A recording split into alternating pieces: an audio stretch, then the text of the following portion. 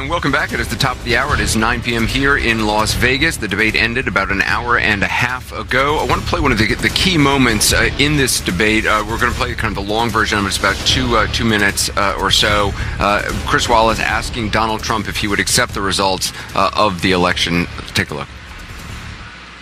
One of the prides of this country is the peaceful transition of power, and that no matter how hard fought a campaign is, that at the end of the campaign, that the loser concedes to the winner. Not saying that you're necessarily going to be the loser or the winner, but that the loser concedes to the winner and that the country comes together in part for the good of the country.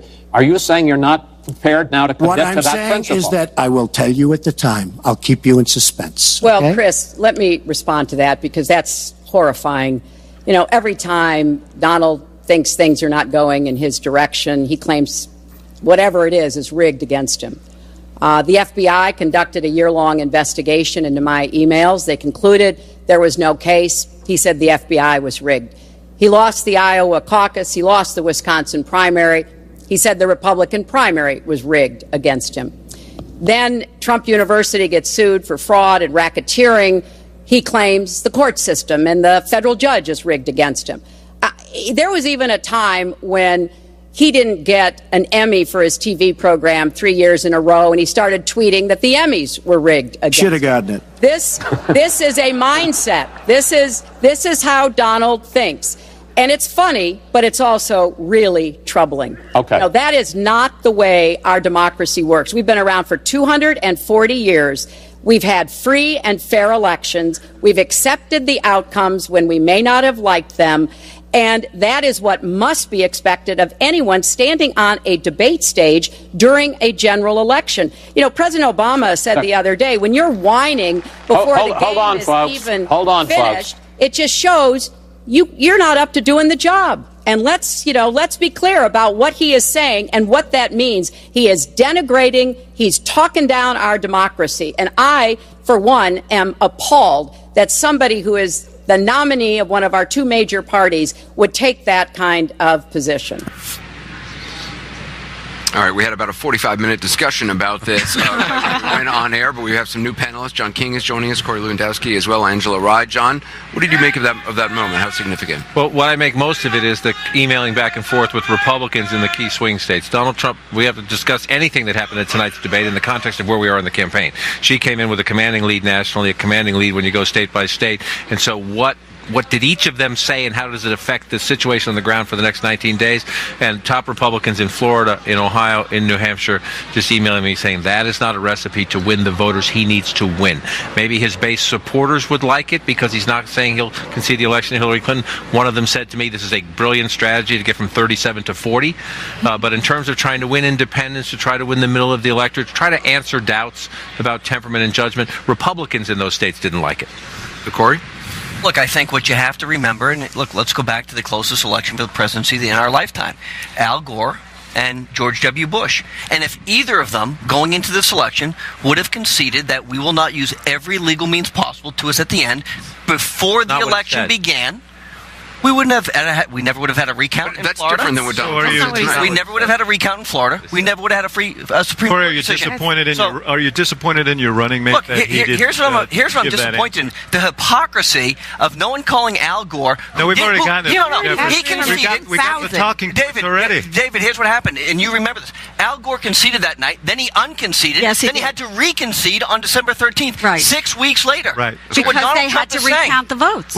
Which the Secretary of State certified November 18th. But they weren't counted. Corey, he didn't need to recount. It was an automatic recount. Why wouldn't your guy just say, of course, unless there's something that called into question the result, of course I'll accept them. Why wouldn't he do that? What he's saying is I will use every means possible to make sure that's what you're saying. Let's talk about what he actually said. What he actually said is, I'll keep you in suspense. There's nothing presidential about, number one, his debate performance tonight, and number two, that answer. This was the most undemocratic answer that could have been given by someone who is, as Hillary Clinton said, a major party's nominee. That was a horrible answer. He made a mockery of American democracy tonight. What's a mockery? This whole conversation is mockery. The fact that I was at the comma and not the period is also a mockery. She doesn't want to talk about what's really going on in this country. She doesn't want to talk about the fact that she lied about her immigration position. She doesn't want to talk about the fact that she lied about any more things. Corey, it wasn't the question asked at the debate. The question was asked by Chris Wallace of Fox News, who did a very good job tonight pressing both candidates. Yeah. He did ask some questions of Secretary Clinton. Not as good as Anderson. This was a question. Anderson did a great job as well. I'm talking about tonight. This was a question about. This question was not asked in 2000.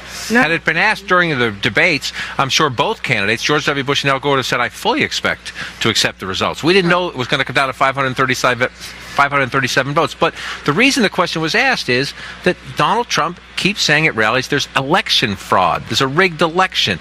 The media bias thing is another thing. We can talk for 25 years about that if you want. But he says specifically the election is being rigged now and will be rigged on Election Day. That has never happened before. And his surrogates have gone on here. So let's talk about what Donald Trump has talked about this election. He's talked about immigration. The American people have now focused on immigration. He's talked about the terrible trade deals. Hillary Clinton's changed her position, and now TPP is a bad thing. He's talked about getting NATO to pay. What are they doing? I'm getting to the point. I'm getting to the point. He's talked about NATO paying their fair share. They're now going to pay their fair share. He's talking about having a free and fair election and making sure the election results are honest and trustworthy. And now the American people are going to say, you know what? That's exactly right. And the media bias that has surrounded this campaign is unequivocal. It is absolutely biased. The numbers are there. And so what he's saying is, let's make sure this election is fair. Let's make sure it's honest. And at the end of the day, I'll make sure the American people are focused on this so that they can do it. Had he said that, I would have applauded him, Corey. And Corey, he didn't say that. Here's the deal.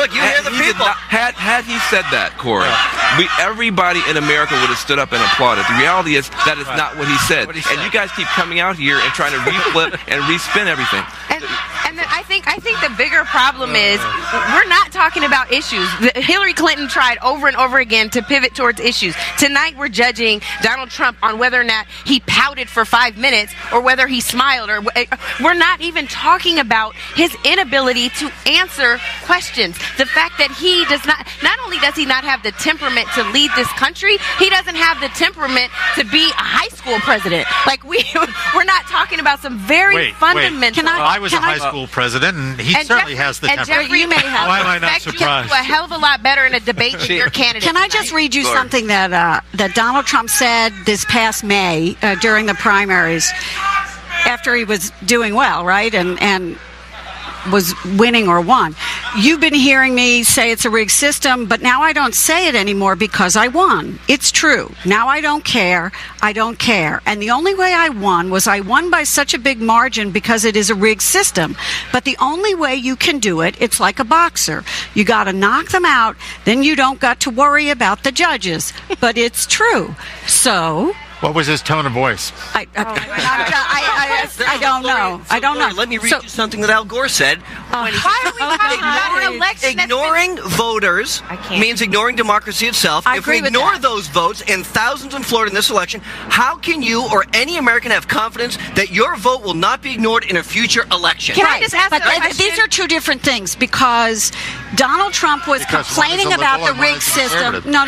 Donald Trump was complaining about the rigged system all along. Al Gore until he won. System right here. Until he won. These are his words in the New York Times. Al Gore was complaining because there was an automatic recount in the state of Florida, and as you know, it wound up 537 vote difference. Anderson. This is different. The complaints about the rigged system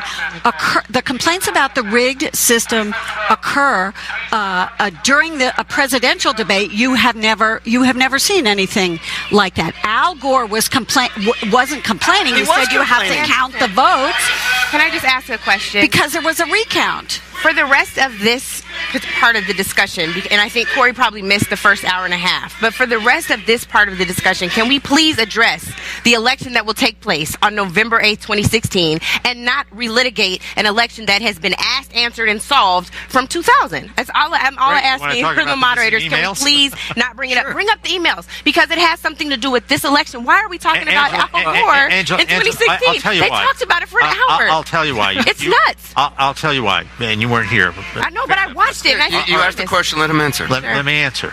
Is that what Donald Trump is saying, what many Americans feel, is that the system, FBI, State Department, I mean, you name it, is quote-unquote rigged.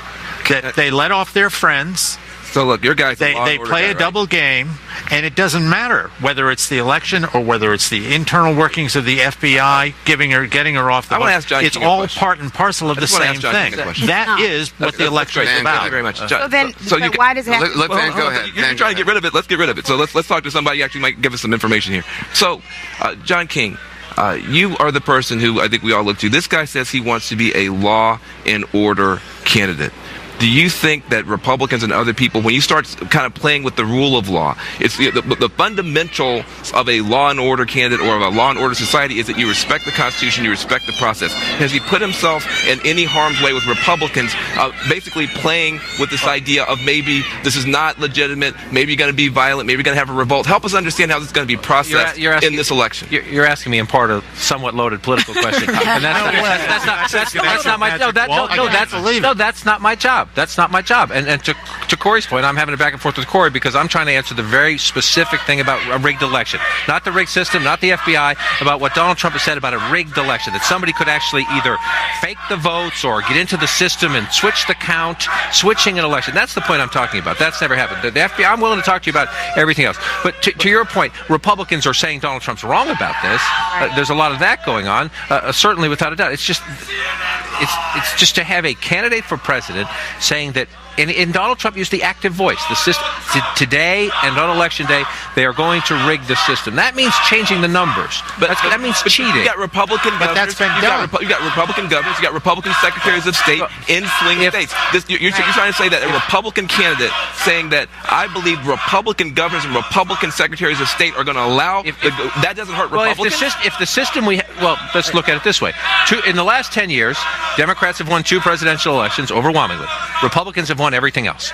So if the system's rigged, Republicans have benefited from it a whole lot more than the Democrats. The system's not rigged. I believe there are instances of fraud, yes, but in a way that changes a race for Congress, for governor, but I guess president. I guess the question, and you alluded to this earlier, is for the next week, is this going to be the discussion out on the campaign trail? Every Republican, every Democrat running, and how does that help or hurt Donald Trump? Does it help Donald Trump to have this be the topic that's discussed for the next week, eating up if he ties the airtime? The other things that I'm talking about. You think it does? If it makes it part and parcel of that as a standalone, no. But it seems like the debate is going to be more, was it appropriate what he said more than anything else? And as the candidate, he should be out there tying it in to all these other things. But why because that is the issue. You think he should be out there saying that the system's rigged and the election could be stolen from him?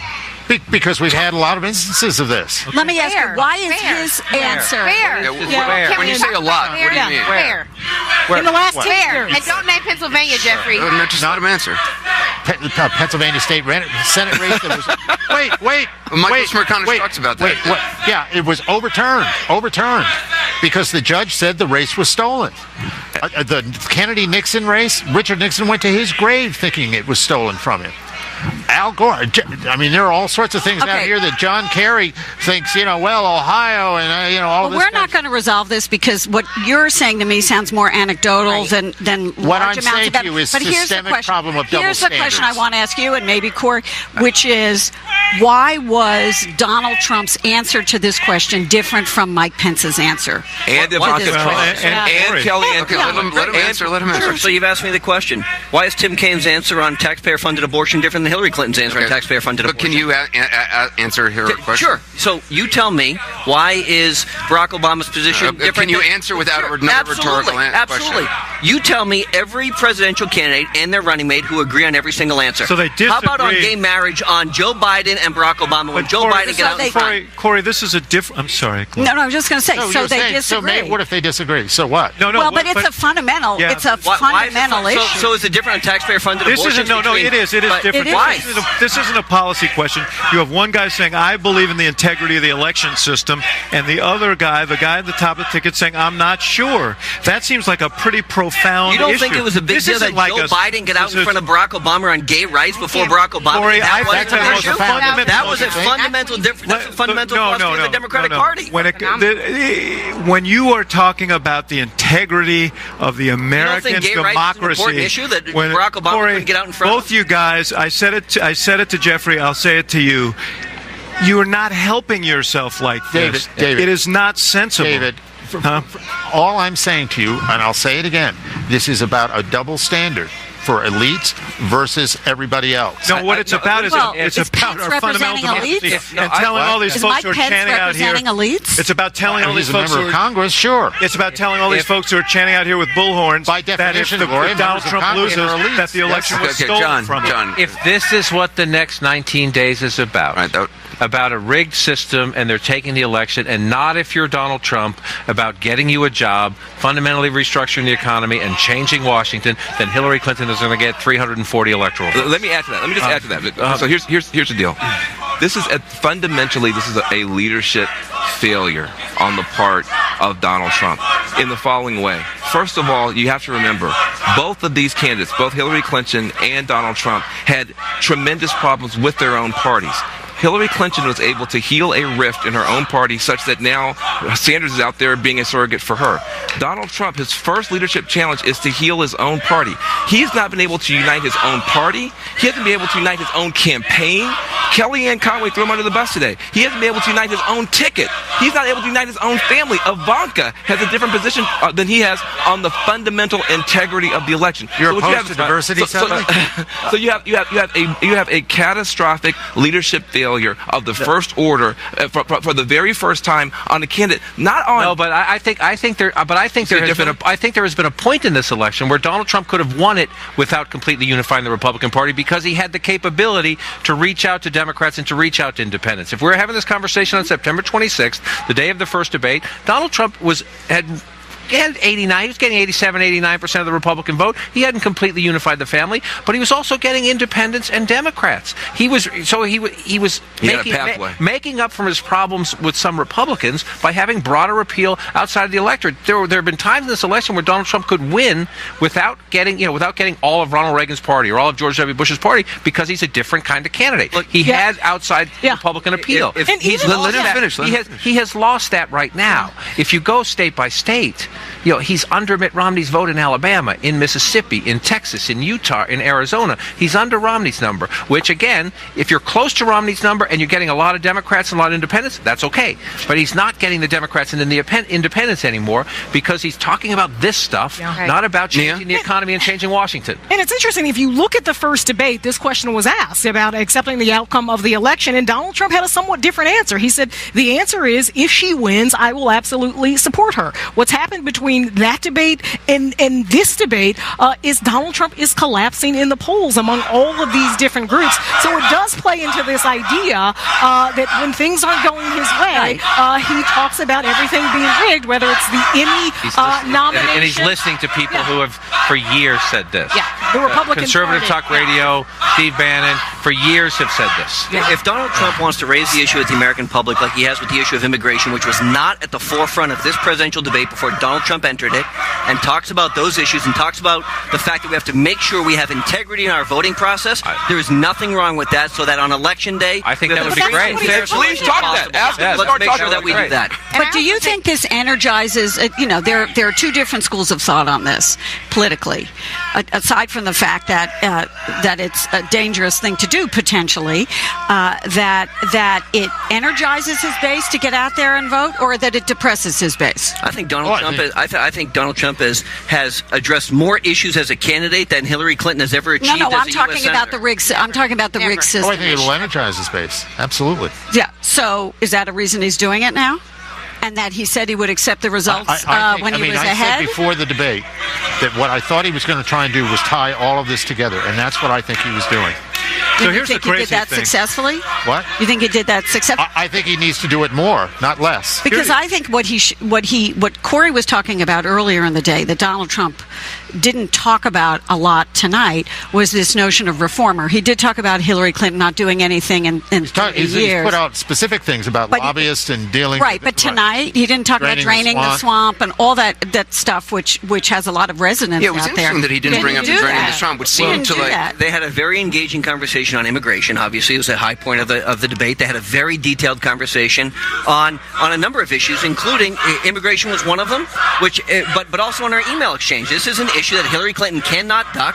The polling indicates that she loses every time they're talking about her emails. This is an issue she loses on. She continues to not validate the WikiLeaks being authentic. They have never said that they're not real, but they won't go out and say that they are real. And they say, if they're not real, let's go out and actually give you the real emails. If the ones that WikiLeaks are reporting aren't real, they can't do that. And her own campaign chairman understands that there are problems with that Clinton campaign and are honest. Let's look at what might have been one of the high points for Donald Trump tonight, or one of the best moments for Donald Trump. Let's take a look.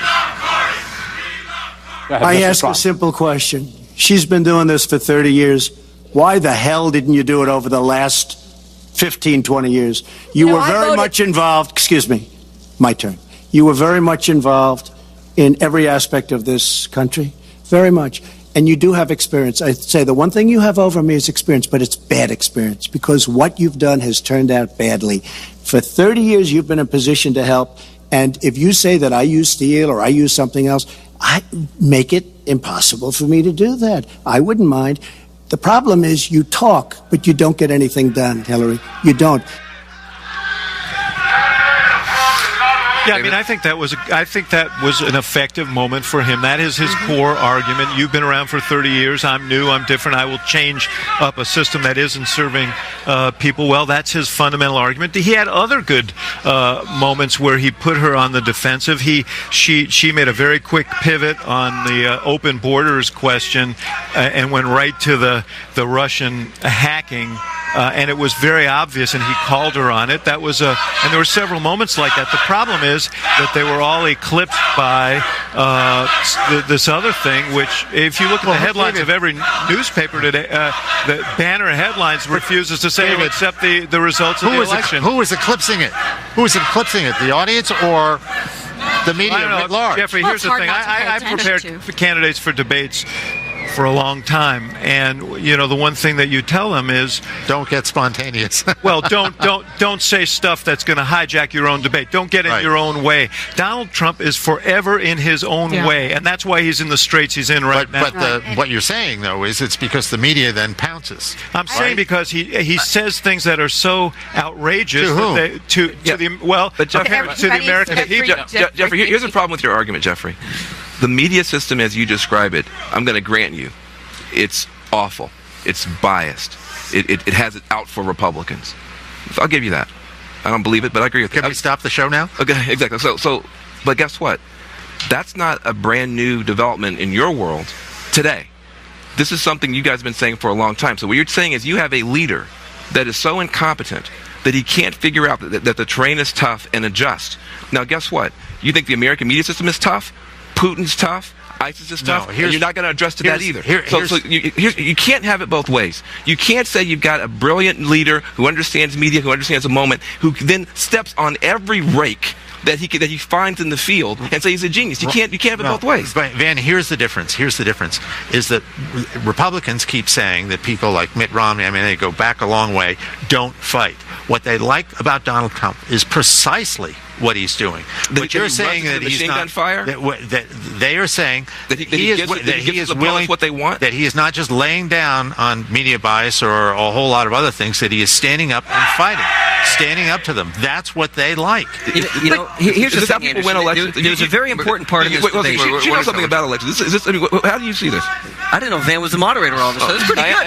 He just takes over. Angela and then Corey. So a few things. One is I want to go back to this soundbite on this 30 years because I think Hillary Clinton actually ended up winning this when she said, "I'm happy to compare my 30 years of experience to yours." You know, while which she saw coming and clearly was prepared. Absolutely, I mean, she had and it was. point. Well, you know what? It looks like that preparation worked. Well, you know, when you're Corey, arrested for point 4 days, we gotta go. that's great. Look, during the fitness to be president component, right, Donald Trump talked specifically about people who are paid to disrupt his rallies, and the media hasn't talked 1 second about that. He's talked about that. Oh, by the way, we let our both broadcasts yesterday. All day. Compared It's not zero. We let Anderson show with it last 1/10 night. of 1% of what the rest of the that's government has just- got. that's bold. Also, Hillary Clinton, when she wants to talk about inciting violence, and Donald Trump does that, listen to the rhetoric she uses when it comes to the immigration issue, right? That's inciting concern, and Hillary Clinton used that. Inciting the immigration. That's right. Versus inciting violence. How would he support? That's exactly what she was But doing. inciting violence How about the versus fact that inciting a four-star concern? general is in prison today for exactly what Hillary Clinton did, and no one is talking about it? That he lied to the FBI 1 time, she lied 33 times, and she's free and clear running for president. No one's talking about it. It's amazing. This is a 4-star general. The vice chairman of the Joint Chiefs is in jail today for lying.